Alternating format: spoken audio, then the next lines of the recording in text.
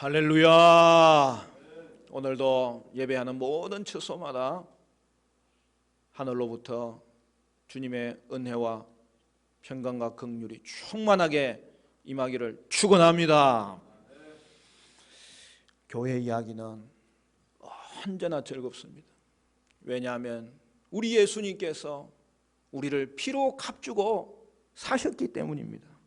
그러므로 음부의 권세가 교회를 이기지 못하는 거예요. 코로나19의 어려운 상황이지만 하나님은 도리어 이 모든 과정을 통하여 믿음의 뿌리가 더 깊어지도록 하실 것이 분명합니다. 성도는 교회가 잘 돼야 모든 것이 잘 되는 사람이에요. 교회가 잘 되면 신이 나고 힘이 나고 모든 것에 활력이 생기는 사람이에요. 저만 그런 거예요? 아니죠. 성도는 교회가 잘 되면 힘이 나는 사람이에요. 왜냐하면 교회가 한 가족이기 때문입니다. 예수 가족입니다. 우리는 예수 안에서 하나님의 가족이 되었습니다. 교회는 한 몸입니다. 따라서 우리는 교회의 지체로서 교회를 세워가야 됩니다. 한 사람 한 사람이 교회를 세울 때에 또한 이를 통해서 자신도 놀랍게 자라는 것을 볼 수 있어요. 교회는 하나된 공동체예요. 이 하나됨을 누리고 지켜나갈 때에 우리는 또한 함께 자라가는 공동체를 이룰 수 있습니다. 그러므로 교회는 핍박받을 때에도 우리는 교회를 귀하게 여겨야 되는 거죠. 팬데믹 상황에서 한국 교회는 더욱 세상으로부터 고립되어 있는 것이 사실입니다. 이제 교회는 소통이 안 되는 그런 집단이구나, 그런 인식이 팽배해졌어요. 그러나 교회가 욕을 먹을 때에도 여러분, 우리는 교회를 귀하게 여겨야 되는 것입니다. 왜냐하면 그럼에도 불구하고 교회가 희망이고 하나님이 주의 은혜를 교회를 통하여 부어주시기 때문입니다. 우리는 교회가 성령 공동체임을 압니다.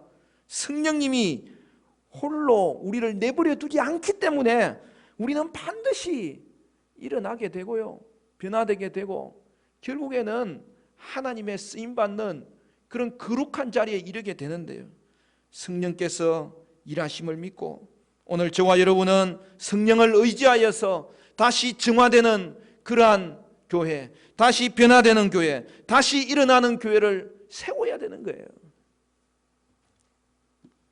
바울은 거짓 교사로 인하여서 참된 복음에서 멀어진 갈라디아 교회를 향하여서 경고하고 있는 것이 오늘 본문의 말씀입니다. 복음의 내용에 대해서 설명했던 바울은 오늘 본문에서는 복음 전파자에 대하여서 말씀하고 있어요. 교회 설립 41주년 설립주일을 맞이하여서 우리가 다른 때 같으면 또 여러 가지 행사도 할 수 있을 텐데, 그러나 그러한 여건이 안 되지만 다시 한 번 더 우리가 분명하게 해야 될 일은 하나님은 어떤 교회를 세우기를 원하시는지 그 부분에 대해서 이 시간 함께 말씀을 나누고 기도하기를 바랍니다. 첫 번째로 본이 되는 교회입니다. 바울은 형제들아 라고 부르면서 권면을 시작하죠. 그리고 하는 말이 뭡니까? 내가 너희와 같이 된 것처럼 너희도 나와 같이 되라, 그렇게 명령합니다. 이것은 나와 너희의 관계성에 근거한 명령이죠. 여러분, 관계를 근거로 하여 전하지 않으면요, 설득 작업이 사상 누각이 되는 것을 사도 바울은 다 알고 있는 거죠. 바울이 끝까지 갈라디아 교회를 포기하지 않고 설득하고 가르친 이유가 무엇일까요? 시작할 때의 내용이 나오잖아요. 그는 갈라디아 교회 성도들을 형제로 생각한 거예요. 여러분, 교회가 가족인 거죠. 바울은 갈라디아 성도들을 가족으로 생각했기 때문에 결코 포기하지 않았던 것이고 끝까지 권면하였던 것이죠. 독자들도 결국 사도 바울을 형제로 생각하는 것이 있었기 때문에 그의 권고를 받아들이고 자신들의 삶을 돌아볼 수 있었고 그들은 다시 한 번 더 회복될 수 있었던 것이죠. 그리고 바울은 놀라운 말씀을 전하고 있습니다. 뭐라고 이야기합니까? 나처럼 되라. 여러분, 그 정도로 사도 바울은 복음을 삶으로 증거했다는 것이죠. 우리 시대도 마찬가지입니다. 우리 시대도 삶을 통하여 복음을 전하는 그런 복음 전도자가 요구되고 있는 거죠. 사도 바울의 삶은 거짓 교사들의 삶과 달랐습니다. 여러분, 성도에게는 세 가지가 분명하게 드러날 수 있어야 돼요. 죄에 대한 분명한 인식이 있어야 되고요, 하나님의 은혜에 대한 확고한 고백이 있어야 되고요, 또 하나 거룩한 삶이 나타나야 되는 거예요.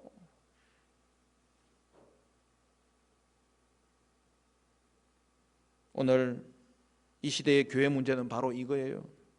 거룩한 삶의 모습이 나타나지 않는 거죠. 성도는 거룩한 삶의 모습이 반드시 있어야 되는 거죠. 사실은 자연스러운 결과죠. 바울처럼 나처럼 되라고 할 정도로 거룩한 삶의 모습을 드러내야 되는 거죠. 거룩한 삶은 하나님을 기쁘시게 하는 삶을 말해요. 신앙이 깊어질수록 신앙의 연수가 늘어나도록 신앙이 자랄 수 있어야 되겠고, 그리하여 하나님을 기쁘시게 하는 삶의 모습이 우리의 삶들 가운데 나타날 수 있어야 되는 거예요. 13절 이하를 보면 사도 바울은 독자들과의 과거 관계를 말하고 있습니다. 너희는 알고 있다, 그렇게 말하면서 과거의 상황을 생각나게 하는 거죠. 사도 바울이 갈라디아 교회에 처음 복음을 전했을 때에 자신의 육체가 약했다고 합니다.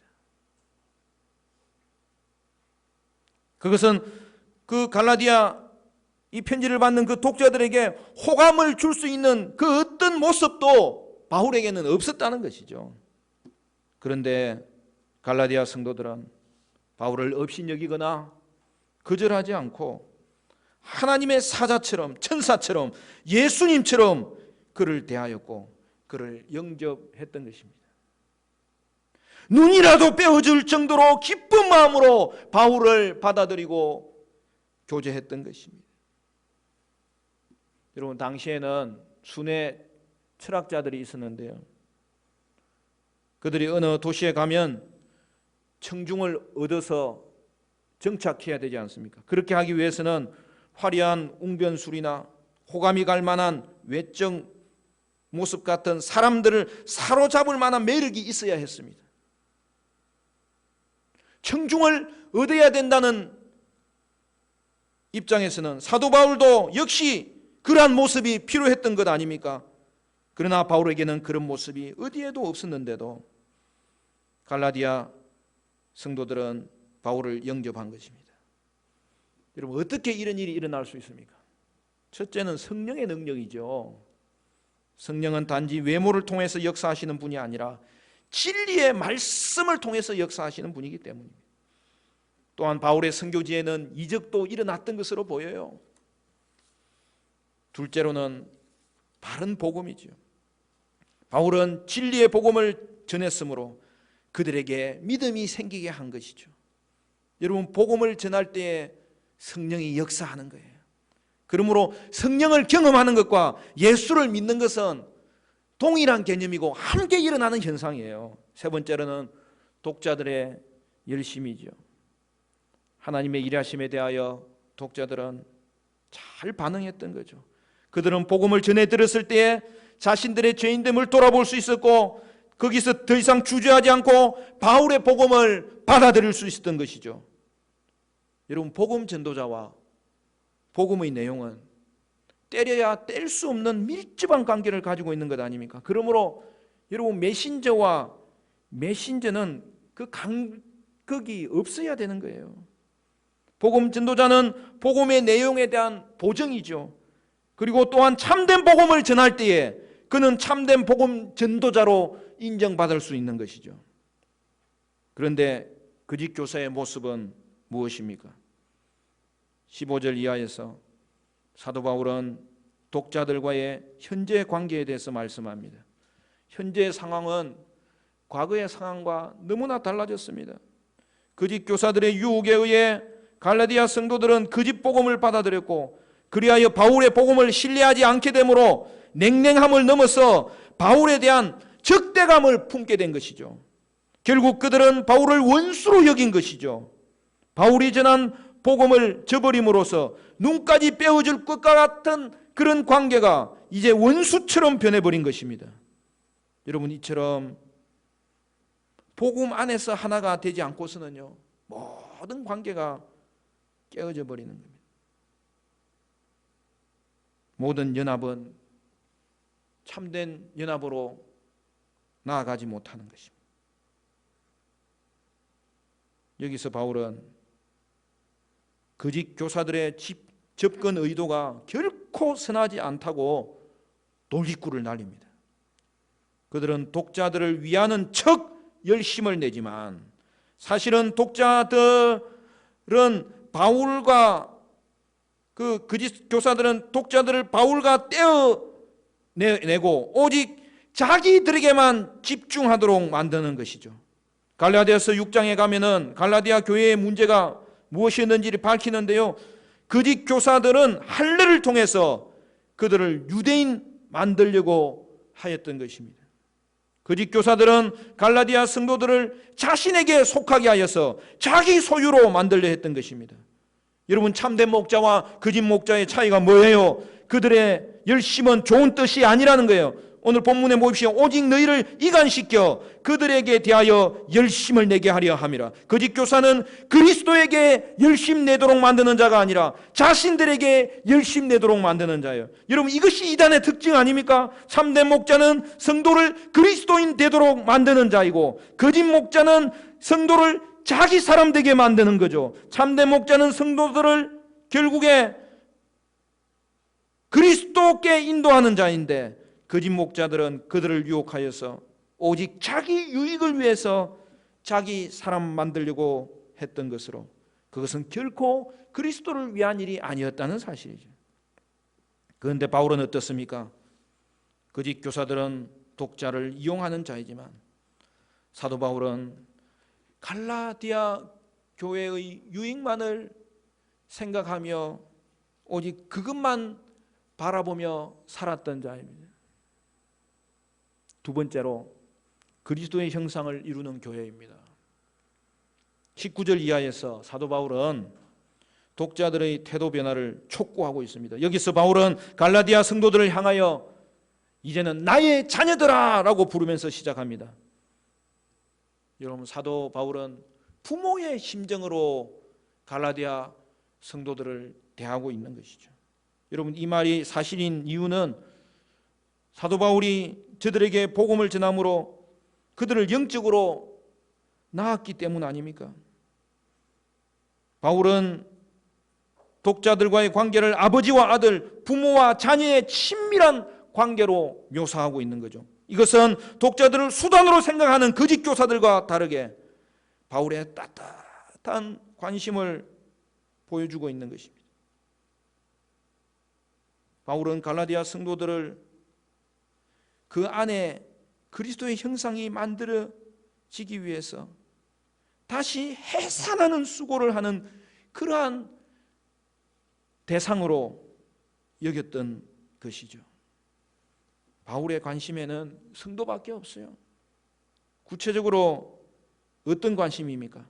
성도 안에 그리스도의 형상이 이루어지기만 한다면 그것으로 그는 족하고 그것이 그에게는 상급인 것을 바라보면서 살았다는 사실이죠. 우리 19절 말씀 같이 읽어볼까요? 19절 다 같이 시작. 나의 자녀들아, 너희 속에 그리스도의 형상을 이루기까지 다시 너희를 위하여 해산하는 수고를 하노니.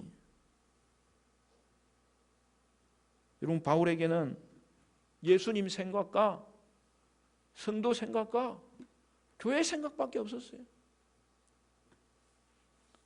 성도들 안에 그리스도의 형상이 이루어지기를 늘 바라면서 그 생각밖에 없었던 거예요. 그래서 어떻게 하는 겁니까? 갈라디아 성도 안에 그리스도의 형상이 이루어지도록 어떻게 한다고요? 다시 해산하는 수고를 한다고 말씀하고 있습니다.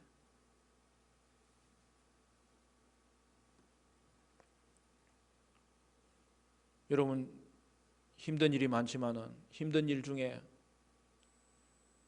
세 손가락에 다섯 손가락 안에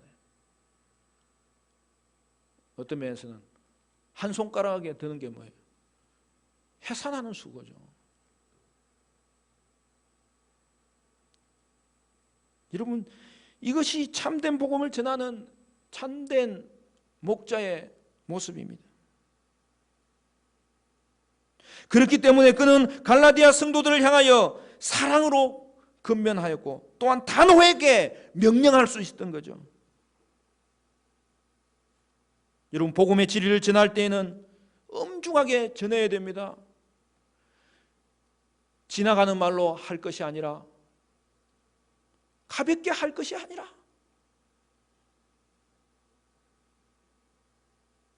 이 땅을 주관하시고 심판자 되시는 그 주님 앞에 우리가 선 모습으로 전해야 됩니다.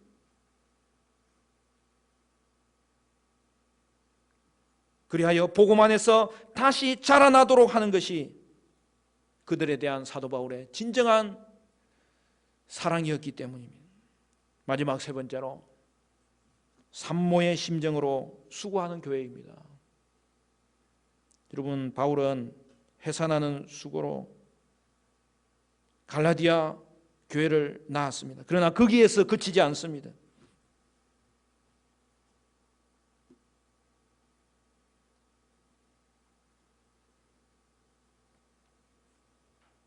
또 다른 수고가 뭐예요? 아이를 키우는 수고죠. 그는 갈라디아 교회가 잘 자라서 그리스도의 형상을 이루기까지 다시 해산하는 수고를 하겠다고 고백하는 거죠. 왜 그렇게 하는 것입니까?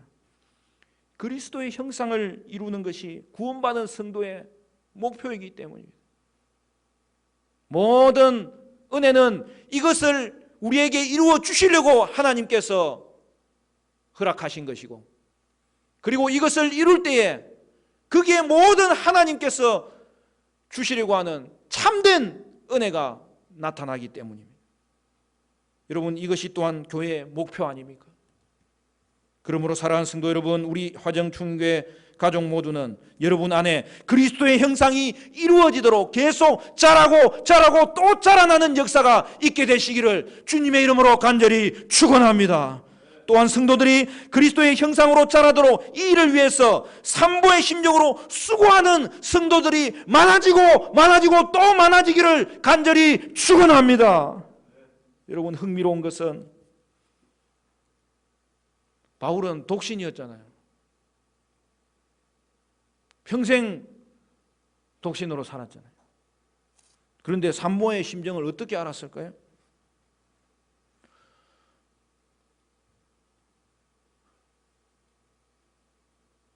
가까이 있는 사람을 보고 안 거죠. 그런데 부부 된 자는 더 가까이서 봤잖아요. 아내 된 자는 여러분이 직접 경험하셨잖아요. 성도를 생각할 때 그 정도로 바울은 복음 안에서 그 성도를 낳는 것에서 그칠 뿐만 아니라 낳은 후에 온갖 어려움이 있고 그 모든 환경 가운데서 연약함이 있지만 성도들이 하나님의 형상을 이루도록 그 성도들을 위해서 그는 수고하고 희생하고 섬겼다는 뜻이죠. 저도 아내가 출산할 때 얼마나 수고하는지 가까이서 지켜보면서 느꼈어요. 그런데 요즘은 그 수술실에 아빠를 들어오도록 허락해 주더라고요. 그거 참 잘하는 것 같아요. 근데 우리 때는 그게 가능하지가 않았어요.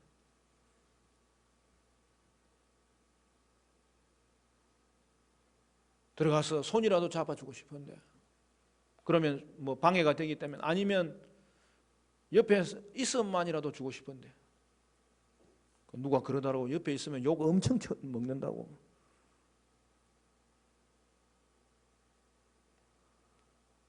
그 욕 먹는 것도 같이 하는 게 중요한 건데. 그런데요, 저희 사모님은 우리 첫애 낳을 때에 얼마나 힘을 줬던지 힘주다가 지쳐가지고 기절해 버렸어요. 저는 밖에서 기다리다가 나중에 알게 됐지만은 안에서는 난리가 난 거예요. 갑자기 이머저시가 생긴 거예요. 비상 상황, 응급 상황이 생긴 거예요.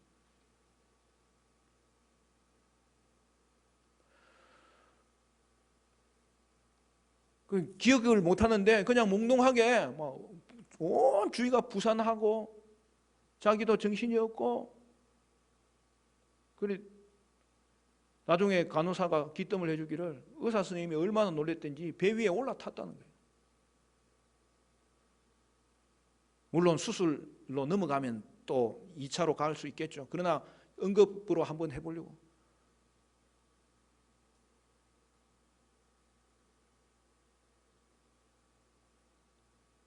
그래가지고 어려운 상황이 있었지만, 그런데 어떻게 했던 아이가 무사하게 나오고 산모도 다시 깨어난 거예요.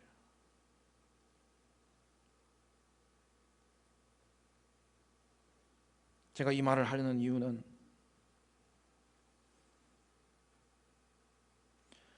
그런 마음으로 우리가 어떻게 하라는 겁니까?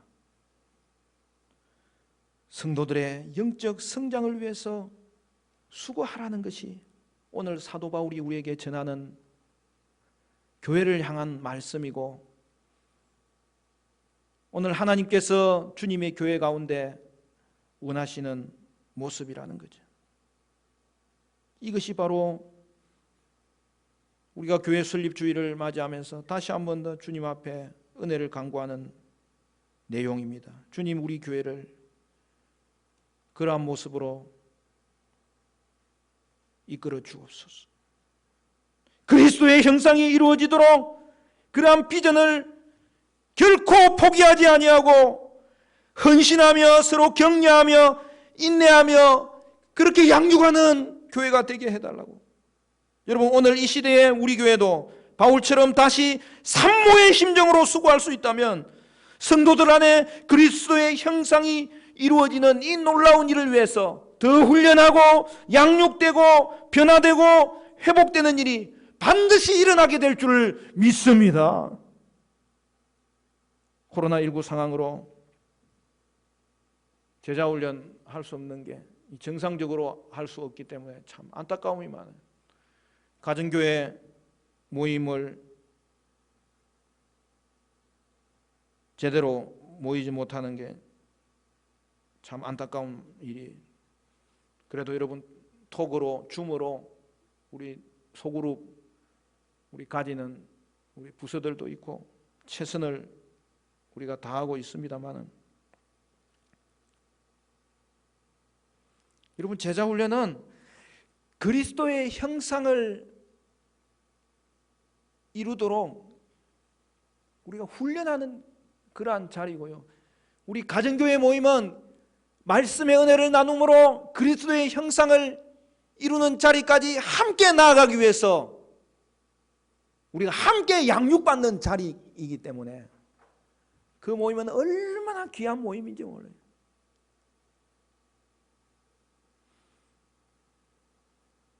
여러분, 그것이 우리 교회의 비전이에요. 사랑하는 성도 여러분, 성도의 삶에는요, 이 거룩한 삶이 나타나야 되는데, 그것은 우리 속에 그리스도의 형상이 이루어지도록 우리가 변화되고 자라나갈 때에 나타나는 현상임을 알지인데, 우리는 이를 위해서 하나님을 더 의지하며 다시 해산하는 수고를 통하여 서로 격려하며 헌신하며 자라나는 복된 역사가 우리 가운데 있어야 될 것입니다. 사랑하는 성도 여러분,